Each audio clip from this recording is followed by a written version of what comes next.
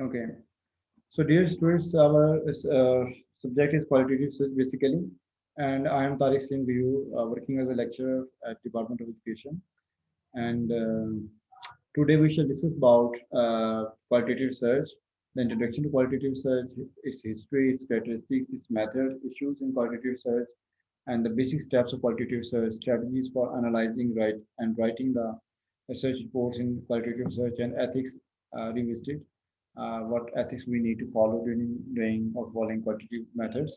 So first of all, we see what is qualitative research. So as shown on the screen, that qualitative research is a type of scientific research, and in general terms, scientific research consists of an investigation that seeks answer to a question that is about basically scientific research, and systematic uses a predefined set of procedures to answer the question, and it collects evidence and procedures findings produces findings that were not determined in advance, and produces findings that are applicable beyond the immediate boundaries of the study. So, as we see that scientific method is used to find out and to investigate any question or such problem, and systematically collecting the data through different procedures known as the methods, and then finally giving us the findings in terms of uh, whatever we collect from data, and after analyzing we collect findings of data. तो ये हमारा जो आपका जो qualitative search है, that basically in that particular terms share these characteristics.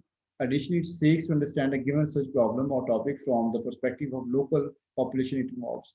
Basically, जो qualitative research है, इसमें हम जो data collect करते हैं वो हम ज़्यादा लोगों से collect नहीं करते as compared to quantitative research, जिसमें हम बहुत ज़्यादा लोगों से data collect करते हैं. तो इसलिए ये इसको हम mostly local context में use करते हैं, local population पे ज़्यादा इसको focus करते हैं. और qualitative research is especially effective in obtaining culturally specific information about the values, opinions, behaviors and social context of particular population. तो इसमें हम फर्दर देखेंगे जब इसको हम डिटेल में जाएंगे आगे, कि इसमें जो हम डाटा कलेक्ट करते हैं उसको मोस्टली हम इंट्रोड्यूस करते हैं, ऑब्जर्वेशंस करते हैं, और इसमें हमें लोगों के ओपिनियन, बिहेवियर्स और उसमें जो कल्चरल एस्पेक्ट्स होते हैं उसके बारे में हम उनसे राय लेते हैं, और उनके सोशल कॉन्टेक्स्ट में चीज़ों को अंडरस्टैंड करने की कोशिश करते हैं. तो अगर हम इसकी हिस्ट्री देखें तो Robert Borden is in his advanced courses on qualitative research traces the history of development of this field of qualitative research and their particular relevance to the disability, and including the work of his colleague Robert Edgerton, and a founder of Participant Observation, and Howard S. Baker, as Robert Bogdan and Sari Backlund describes in their education text, that the historians of qualitative research have never, for instance, included Freud and Piaget as developers of qualitative approach. Yet both relied on the case studies and observations and in-depth interviewing. तो जैसे कहा जाता है कि Freud और प्याजे ने जो qualitative research है इसको शुरुआत की है, तो कहते हैं ऐसा नहीं है. In the early 90s some other researchers rejected positivism. The theoretical idea that there is a positivism ये होता है कि जो हम बेटा ऑब्जर्वेशन करते हैं ना, आपकी जो क्वांटिटेटिव स्टडीज होती है मोस्टली पॉजिटिविज्म के थ्रू की जाती है. So idea there is no objective world which we can gather data from and verify this data through empiricism. Basically जो experimental studies हैं या हमारी quantitative studies हैं उसमें वो ये उनका तराज ये है इनका, असल में ये दो पैराडिम्स हैं, क्वांटिटेटिव स्टडी का पैराडिम है और एक आपका क्वालिटेटिव पैराडिम है. जो अब इसमें आपस में इनका झगड़ा भी है किसी हद तक. जो क्वालिटेटिव के पैराडिम के लोग हैं जो इसको हकीकत समझते हैं, वो लोग क्वांटिटेटिव को ज़्यादा इंपॉर्टेंस नहीं देते, और जो क्वांटिटेटिव के लोग हैं वो क्वालिटेटिव को ज़्यादा इंपॉर्टेंस नहीं देते. तो ये थोड़ा सा इनके आपस में इख्तलाफात भी हैं दोनों के, और किसी हद तक इन दोनों के आपस में एक्सेप्टेंस भी हैं, क्योंकि जो मॉडरेट लोग हैं जो ज़्यादा इंतहा नहीं जाते, और वो फिर दोनों को एक्सेप्ट करते हैं. वो कहते हैं कि भी दोनों के फ्लॉस हैं, दोनों के वीकनेसेस भी हैं, दोनों को फ़ायदे भी हैं.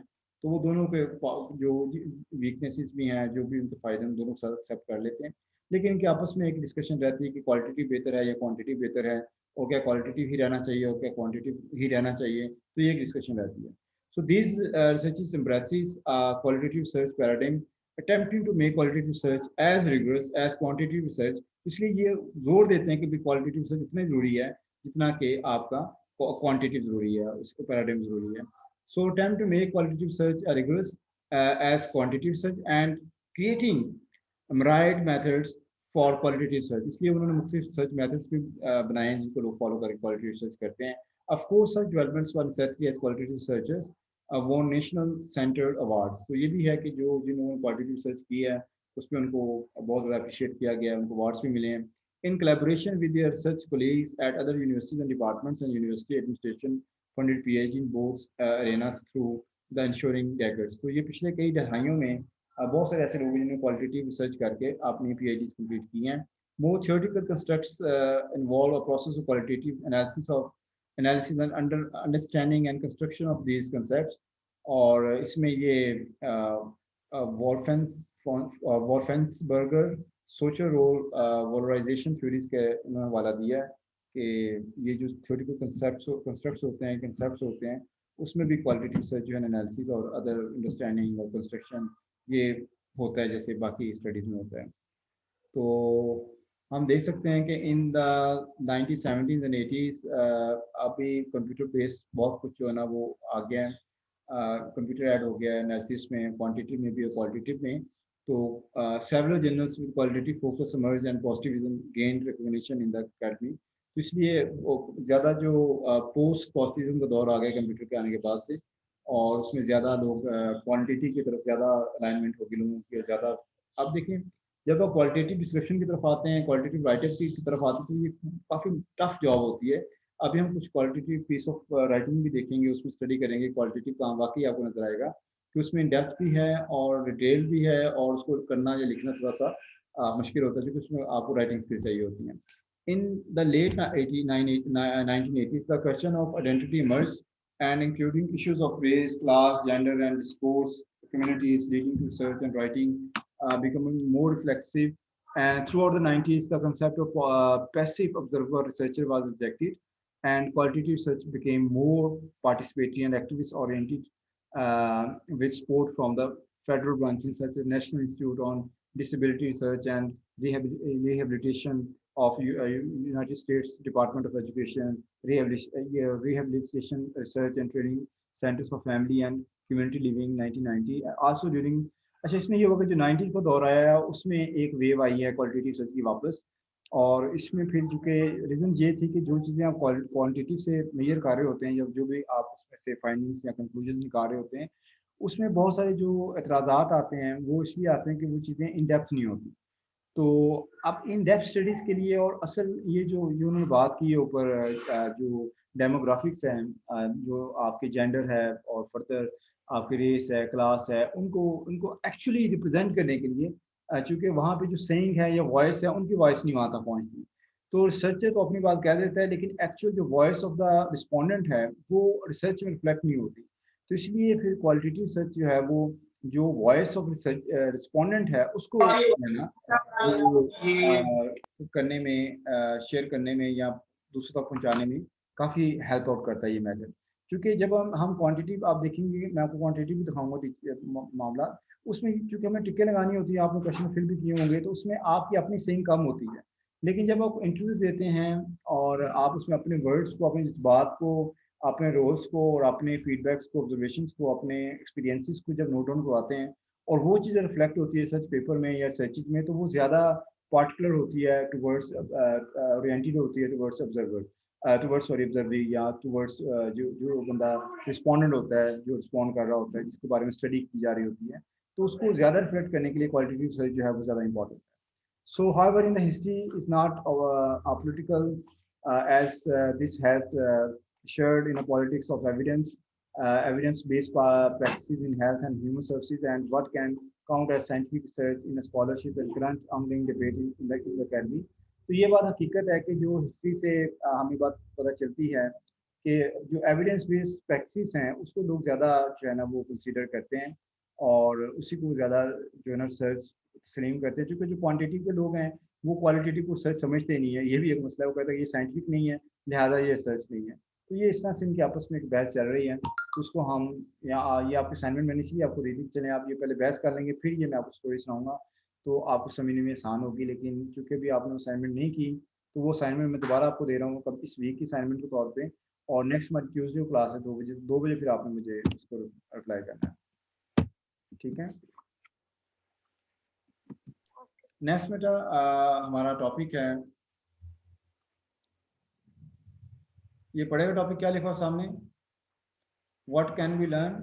What can we learn from qualitative research? हाँ, तो इसमें the strength of quality research is its ability to provide complex textual descriptions, यानी जो मैंने पहले बात की ना कि इसमें जो क्वालिटेटिव रिसर्च है इसमें हम टेक्सचुअल डिस्क्रिप्शंस देते हैं, नरेशंस देते हैं, यानी इन राइटिंग लेके आते हैं फिनोमेना को, डिस्कशंस को, इंटरव्यूज को, ऑफ हाउ पीपल एक्सपीरियंस, कोई भी पर्सन हैं वो कैसे, पीपल कैसे एक्सपीरियंस करते हैं चीज़ों को, अ गिवन सर्च इशू, जो भी इशू जिस सर्च पे हम काम कर रहे हैं, टॉपिक पे काम कर रहे होते हैं, it provide information about the human side of an issue.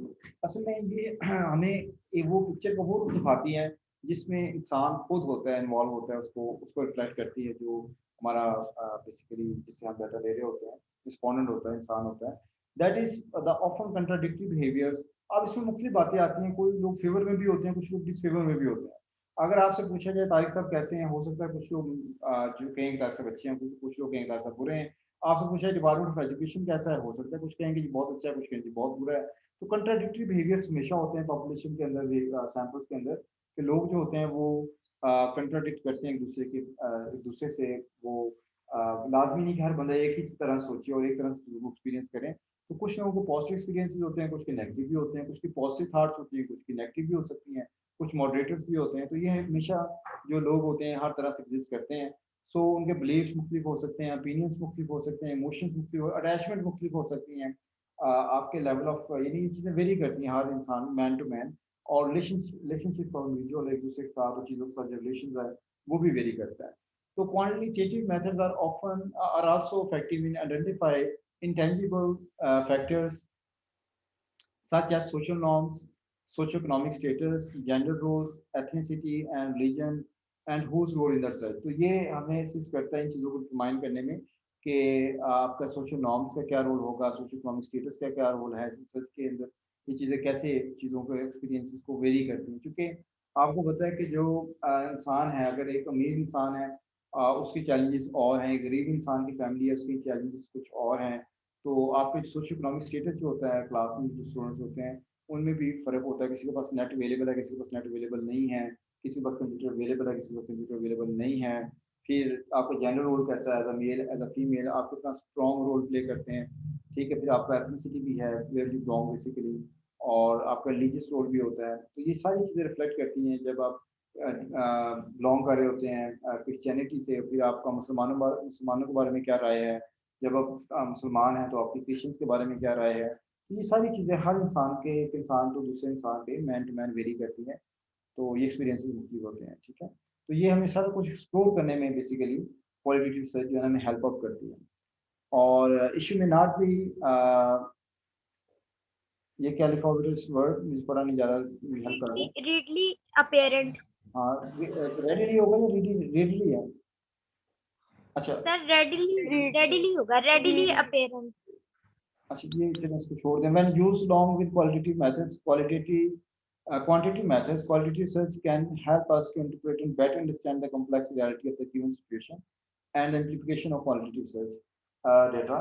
तो बेसिकली अगर हम दोनों को कंबाइन कर दें, क्वांटिटेटिव को भी और क्वालिटेटिव को भी, तो जो हमारा इशू अंडर ऑब्जर्वेशन होता है या अंडर कंसिडरेशन होता है या अंडर रिसर्च होता है, उसको हम ज़्यादा बेहतर तरीके से ये समझ सकते हैं। और इस चीज़ को हम ट्रायंगुलेशन मेथड भी कहते हैं, जिसमें हम डाटा को ट्रायंगुलेट करते हैं, क्वालिटेटिव डाटा भी लेते हैं और क्वांटिटेटिव डाटा। फिर दो तरह से डाटा लिया जा सकता है, पहले हम क्वालिटेटिव ले सकते हैं और फिर क्वांटिटेटिव ले सकते हैं। इसी तरह से पहले हम क्वांटिटेटिव भी ले सकते हैं, क्वालिटेटिव भी ले सकते हैं। तो ये दोनों अप्रोचेज होती हैं, लेकिन इसका मकसद ट्रायंगुलेशन होता है।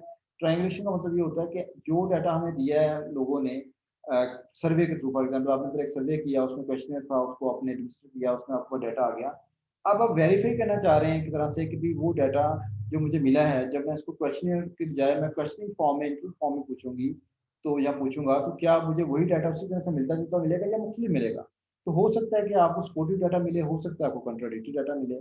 तो ये जब आप करेंगे तो आपको सिचुएशन का बेटर अंडरस्टैंडिंग होगी, क्योंकि हो सकता है क्वेश्चनर में हम वो चीज़ें ना फाइंड कर सकें जो कि हमें इंटरव्यूज के थ्रू पता चल सकती हैं।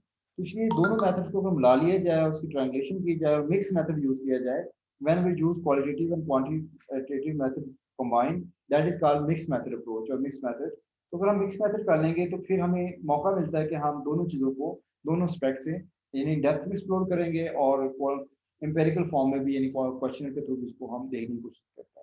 Although findings from qualitative data can often be extended to people with characteristics similar to those in the study population, gaining in a rich and complex understanding of specific social context of phenomenon typically takes precedence over eliciting data that can be generalized to other geographical areas and populations.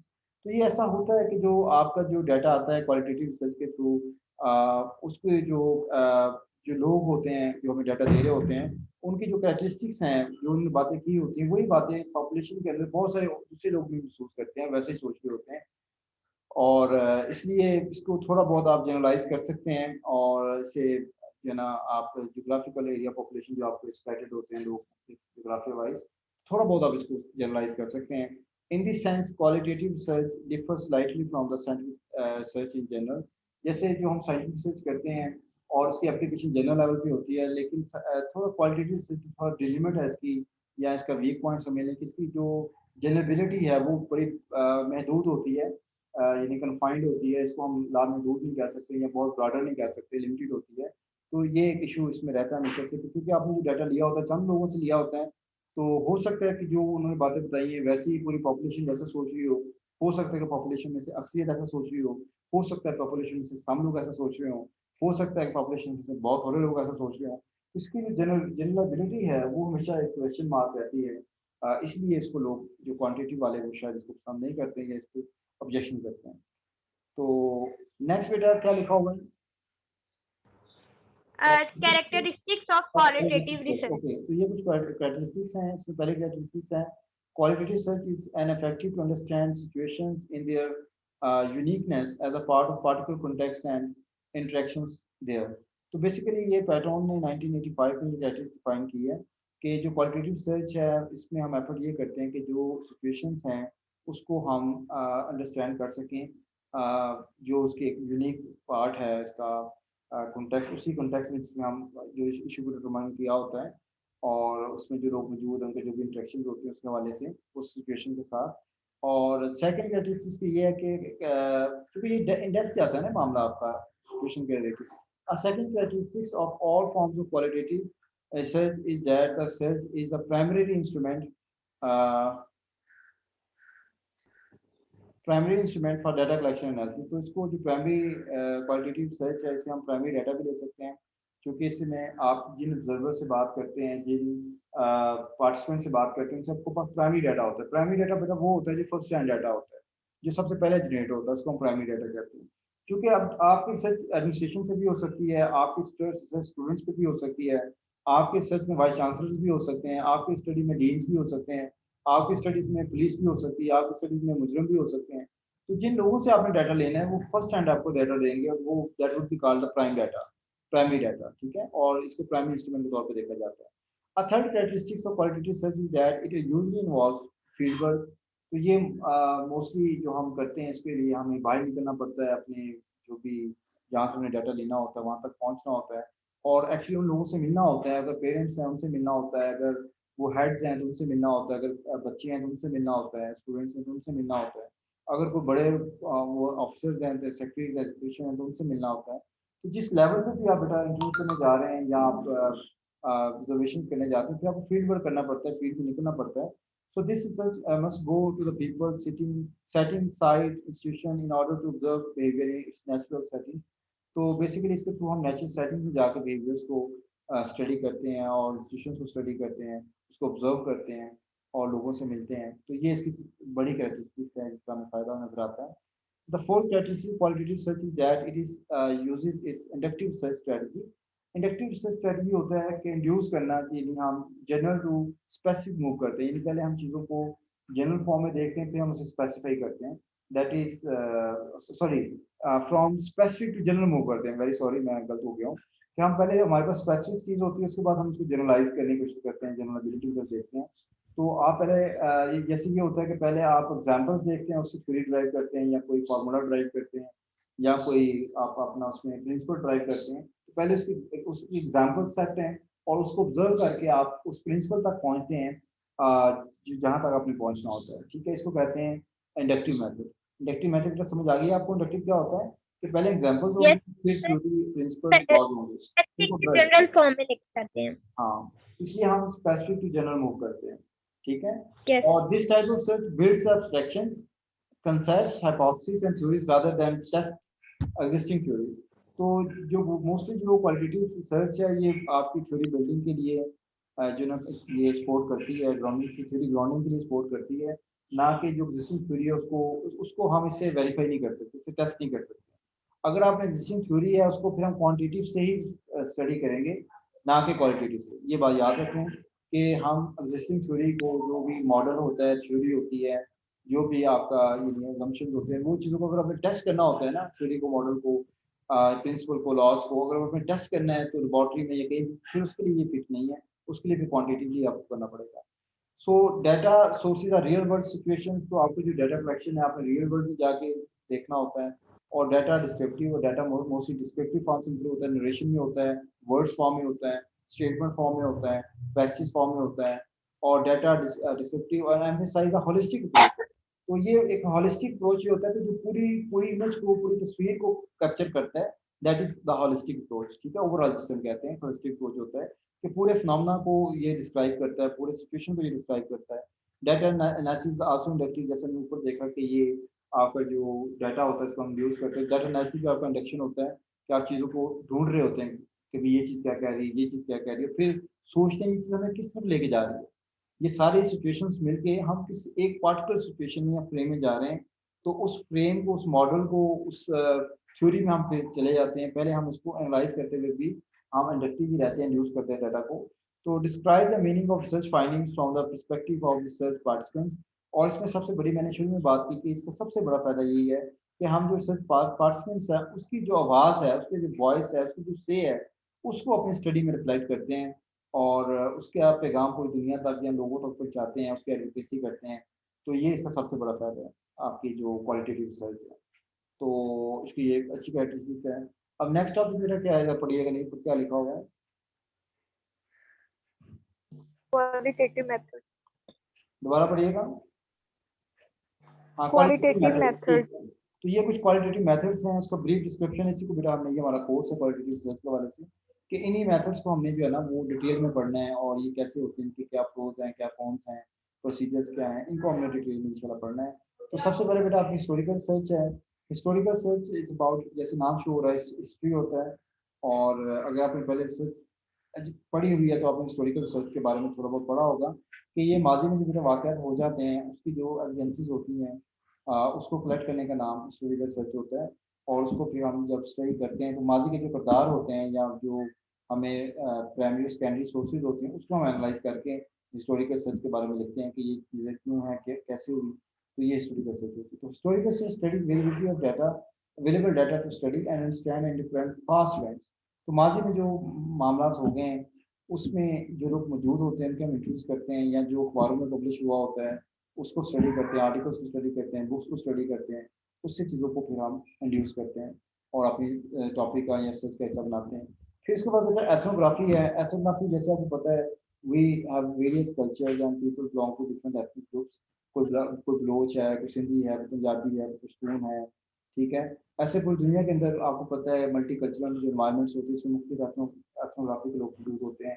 कोई पाकिस्तान से होता है, कोई India से है, कोई बांग्लादेश से है, कोई ईरान से है, कोई इराक से है, कोई सऊदी अरब से है। तो यहाँ पे एथनिसिटी वेरी करती रहती है मल्टी कल्चरल, लेकिन पाकिस्तान के अंदर तो ऐसा नहीं है।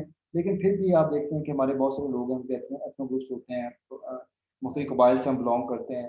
तो कोई कहता है जी हमारे बड़े जो है ना अफगानिस्तान से आए हैं, कोई कहता है हमारे बड़े ईरान से आए हैं, कोई कहता है हमारे बड़े शाम से आए हैं, कोई कहता है हमारे बड़े जो है वो सऊदी अरब से आए हैं, कोई कहते हैं हमारे बड़े जो है वो इंडिया से, पाकिस्तान से ही आए हैं, यहीं से वो बिलोंग करते हैं, तो हम यहीं के लोग हैं।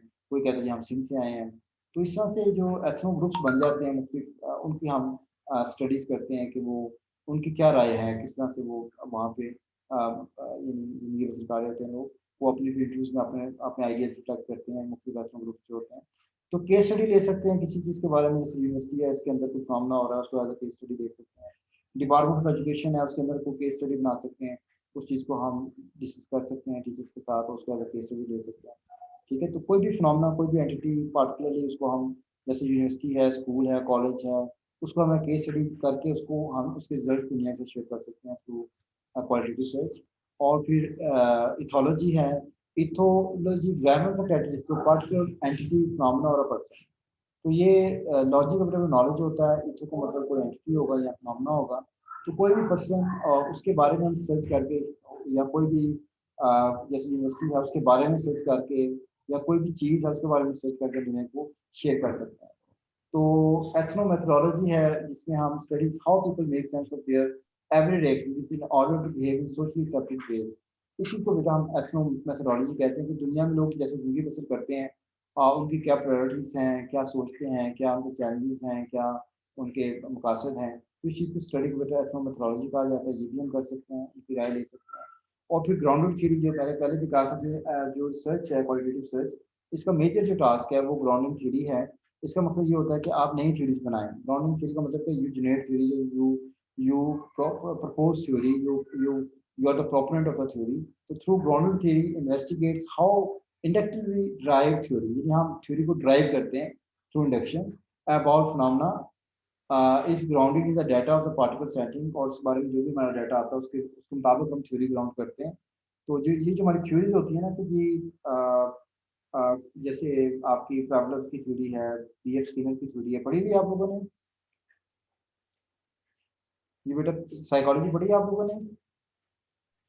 Yes yes sir. Sir, first semester में पढ़ी है। पढ़ी होगी, या पीएफ स्किनर की देखी होगी, इस तरह से वाटसन की होगी, या आपने मैनेजमेंट की थ्योरी देखी होगी मुख्तलिफ जो है ये नीड बेस्ड थ्योरी है इसकी, क्या नाम है उसका, हायरार्की ऑफ नीड जो है, और चीज़ें आपने मतलब पढ़ी होगी। ये सब थ्योरीज होती हैं, ये प्रूवन नहीं होती, इनको प्रूव करने की जरूरत होती है। तो इसके बाद बेटा आपका फिनोमेनोलॉजी है। ये फिनोमेनोलॉजी स्टडी फिनोमेना होती है, और फिनोमेनोग्राफी होती है। Phenomenology considers how the experience of particular participants exhibit unique perspective.